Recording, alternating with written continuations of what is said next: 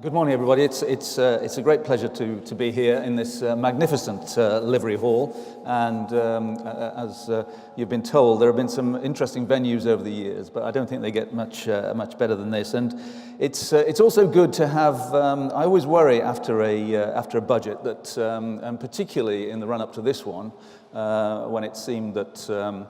There might not be much in it, that there wouldn't be anything to say or write after the budget. But fortunately, there were a few things, a few rabbits out of the hat, which you'll know about, but I'll elaborate on. So it was more interesting than we thought, I think, and there is quite a lot to talk about and to discuss in the Q&A afterwards, I hope. So a good budget, and of course the mention of bingo just reminds me that some of us do play the game of budget bingo during the speech itself, just trying to work out which phrases will appear most often.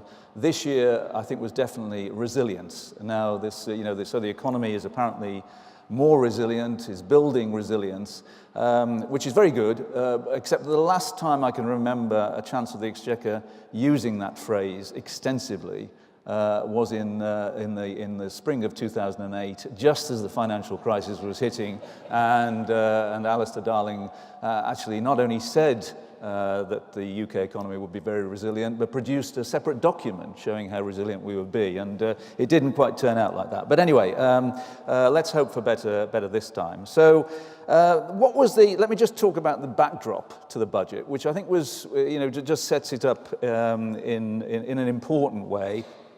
Then I'll go through some of the individual things that we had in there and assess them for, whether they were important or not. And as I say, then we can talk about some of the things.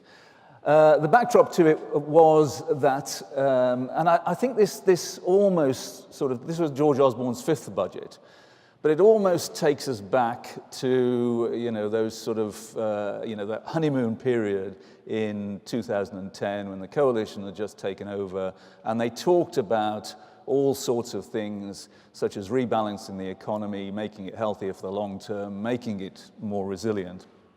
And that was against the expectation that there would be continuous economic recovery during the subsequent period. Then we've had, for the last 3 years, the budgets of 2011, 12, 13. The big question then was, would the economy get going? Would the recovery gain any kind of strength? And would the budget deficit keep coming down? So we've had slippage on the budget deficit. The big question was whether the recovery would gain traction. And that formed the backdrop to those three budgets. So this time, the important thing was that the recovery is back there again. And I think that set the tone for what we heard yesterday. Very important economically and politically to be able to present a package against a strengthening economy. The other thing I would say, which I think is quite interesting, and people sometimes say, well, why have we suddenly got, a better picture now? Why has the economy been recovering over the past year? Why did it not do so sooner? And I think the history is quite important here. We're just approaching the 7th anniversary of the start of the global financial crisis. The global financial crisis, I would date to the summer of, or the start of it, to the summer of 2007. You can choose various times in that summer, maybe June, July, when some hedge funds, Bear Stearns hedge funds, got into trouble. Maybe early August 2007, when the European Central Bank pumped in a load of liquidity to respond to the problems for some French banks. Maybe September 2007, when Northern Rock got into difficulty. But certainly the summer of 2007 was when it started.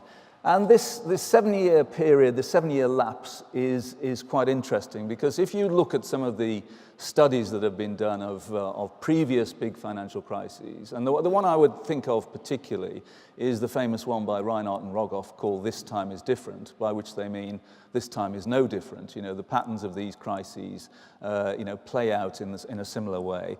Then what they said was that it takes 6 or 7 years to get over the worst effects of financial crises. So maybe we were always whistling in the wind to expect the return of growth much sooner than that. Maybe it always takes a bit longer. And of course, the pattern has been different in different countries. But, the return of growth is about what you would expect. The return of growth of the past year is really following a kind of historical pattern. So that, there is not necessarily a huge surprise about either the fact that it was weaker before or the fact that it is coming back now. So an interesting historical moment. Now, of course, the financial crisis is still there, and we'll be talking about it for a very long time. Its effects are still with us in some respects. Those hangovers that we got, the banking hangover is not gone away. We look at some of our banks and some banks in other countries. The fiscal hangover has not gone away. One of the messages of the budget was that we're only halfway through the fiscal adjustment. There is still more austerity to come. Most of the austerity on the tax side has happened. There is still spending constraint and spending cuts to come. So those banking and fiscal hangovers haven't gone away. And you see them in the United States, in America. And the way to read this is this compares it looks at the post-war history of US economic recoveries. The dotted lines are the ranges of previous post-war US recoveries. The blue line is the average, and the red line is the current US recovery. So the effect of the hangover on the US has been the weakest recovery in the post-war era. Now, we always think that the US is doing better than we are, but in terms of its recovery, it is very weak by US standards. We see it, of course, in the Eurozone. Eurozone crisis is one that will play out in various ways for a long time. I always forget which flags these are, but I can assure you they are the flags of some of the troubled Eurozone economies. I know that's Greece in the bottom right-hand corner. I think on here we've got Spain and Portugal and possibly Italy as well. But you know the thing, there many Eurozone economies have got into difficulty, and and this has brought into question, the future of the Eurozone, whether the euro can continue to exist.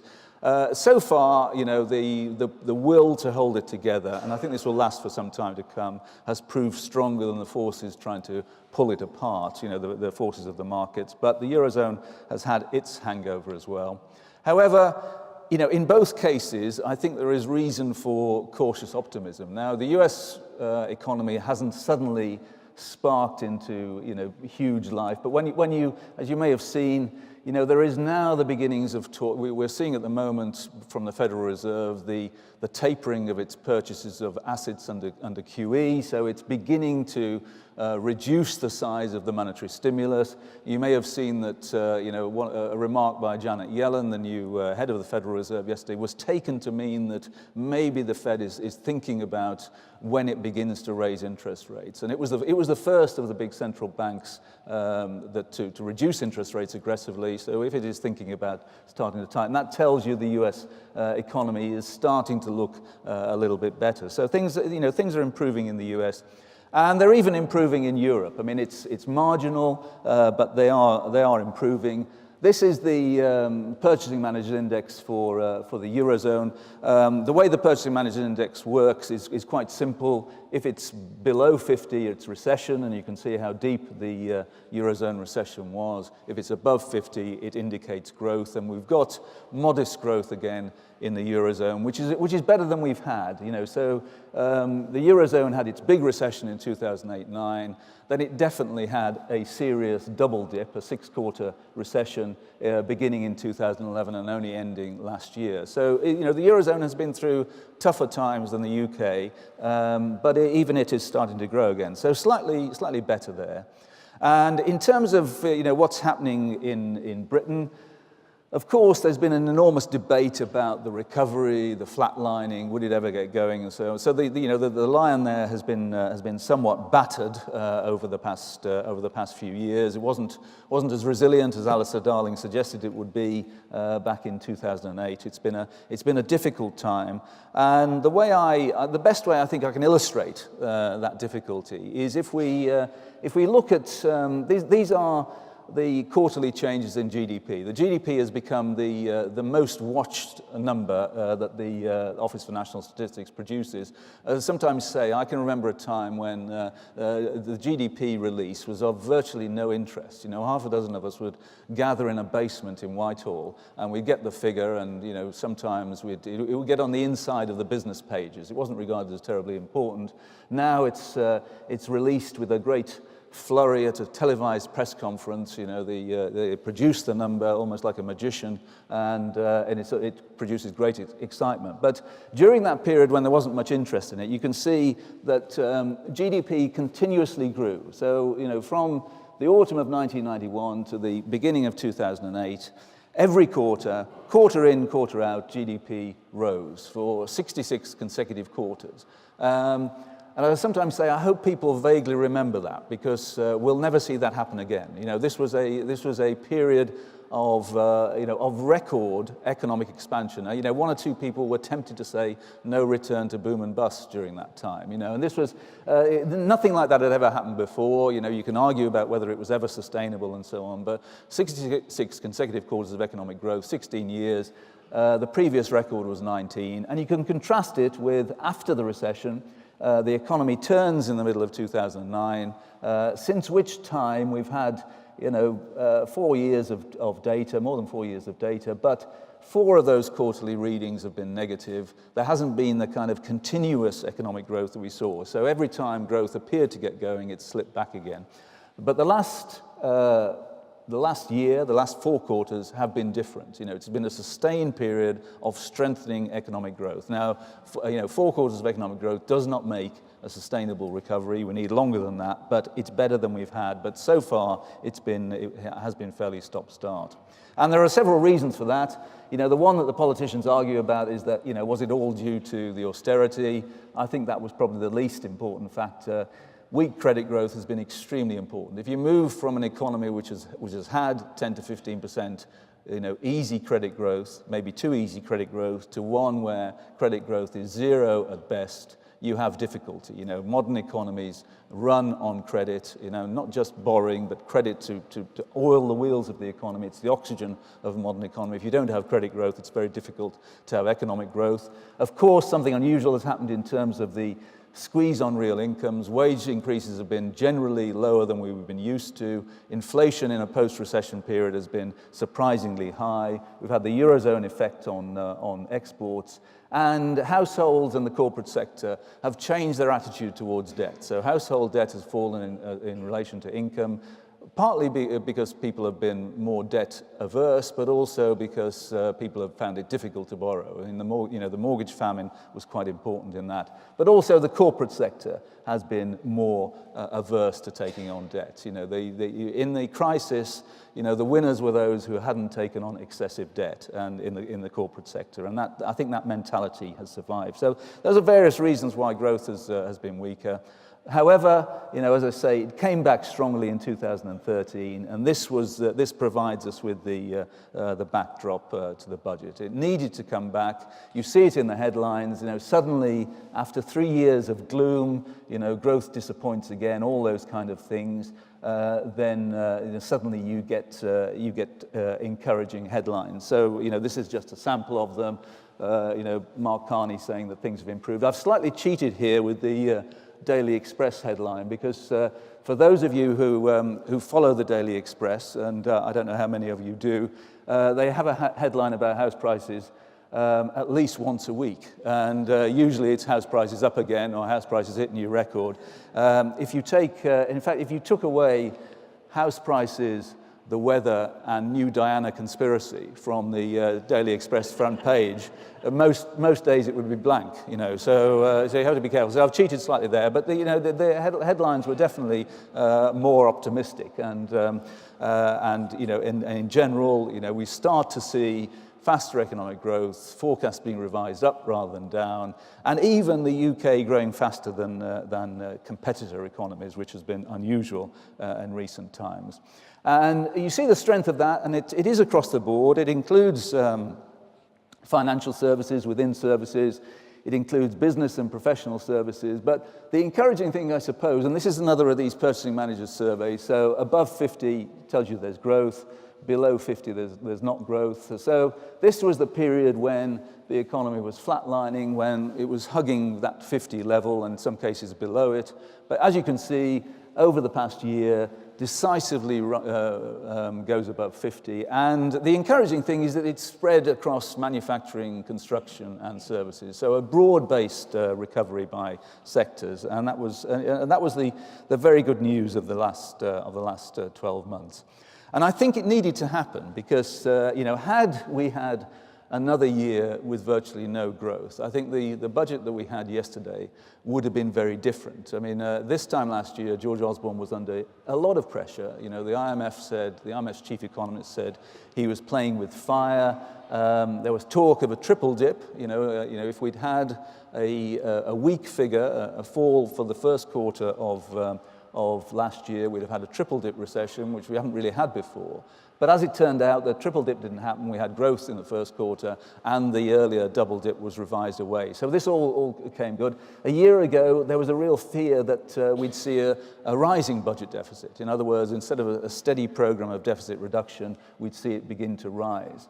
So the growth came just in time. And I know people in the Treasury and the Bank of England were really quite worried a year ago. I mean, they thought that, if growth doesn't get going soon, then the whole strategy is in trouble, the coalition's in trouble, and we don't have a great deal of answers to what we can do about it. Fiscally, we're very constrained. Monetary policy, we've thrown the kitchen sink at it. What more can we do? So there was a lot of worry about, maybe this is the permanent condition of the economy. No growth. Maybe we've entered, these kind of Japanese-style lost decades. So there's a lot of concern about that at that time. So it was in the nick of time, both politically and in terms of economic policy. There was a lot of worry around a year ago. In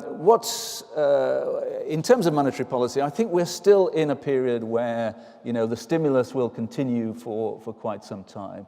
Now, of course, the forward guidance strategy of Mark Carney at the Bank of England has come in for a lot of criticism. I think the way I interpret it now, and I wouldn't be as critical as many people are. I mean, I think the aim of it was to give businesses and households a little bit more certainty, and just to say to them, we're not going to raise interest rates at the first sign of the return of economic growth. We'll wait a bit. We'll give the economy time to breathe, time to recover for a while before we contemplate raising interest rates. Now, it was badly framed in terms of the unemployment rate, so they've had to revisit it surprisingly quickly. But I think it was a reasonable thing to try and do, just to say, we're not trigger happy on interest rates. We're going to give it a bit of time. I think what it means now is no rise in interest rates, certainly for the rest of this year. Some people are already talking about a hike before the end of the year. I don't think that's going to happen. I think we're stuck at 0.5%, which of course is the lowest ever bank rate. We've had it for more than 5 years now. After more than 300 years of Bank of England history, we're still at the lowest level of bank rate. The previous low was 2%. So this is exceptionally easy monetary policy. And that's happening in spite of the fact that the growth has recovered. Now, I was rather hoping that James Reed would be here this morning, as he has on previous occasions, because that is not James, but that character is known as James Reed in the read.co.uk advertising campaign, and I was hoping to rib him a bit about that, but he's apparently in Africa at the moment. But this is the Reed website, the read.co.uk website's own job index, which, as you can see, has been strengthening, and it fits in with the official data, which is always encouraging with these surveys, where we've got employment as a percentage of people in work, and that has gone back up to pre-crisis levels. So, although the economy is not quite back to its pre-crisis peak, employment is actually higher than it was before the crisis. The composition of employment has changed somewhat, but the number of people in work is higher now than it was before. And of course, the counterpart to that is that we've had somewhat weak productivity growth. But the employment story has been very strong. But even so, this is not yet tempting the Bank of England into raising interest rates. When will they do so?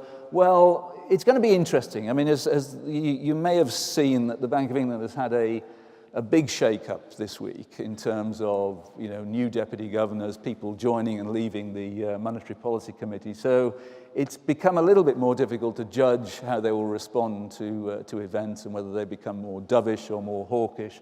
But they seem to be reasonably happy to endorse the view that the market view of rates, and the market view of rates is that they will begin to edge up in around about a year's time, so the spring of 2015, and that when they edge up, importantly, they will do so slowly, and maybe they will peak at 2.5–3%, perhaps in 2016, 2017, and then stay there for quite some time. So they've been quite anxious to switch the guidance into when we do raise rates, it will be slowly, it will be cautiously, and the level that we reach is going to be much lower than the pre-crisis norm, which was, in the 2000s was 5%. So, they're trying to manage expectations on interest rates. But I think we're moving towards the point where, maybe after a very long time, I mean, this is the longest period, not only is it the lowest interest rate ever, but it's the longest period of unchanged interest rates since the period surrounding the Second World War. So this is a long period of unchanged interest rates. So maybe we're starting to see, the beginnings of something happening there. And I don't think, this should be regarded as bad news. I mean, it's, the fact that when interest rates do start to rise, it will be a reflection of, official confidence that the recovery is here to stay, that it can take a gentle rise in interest rates without it being derailed. So eventually that will happen.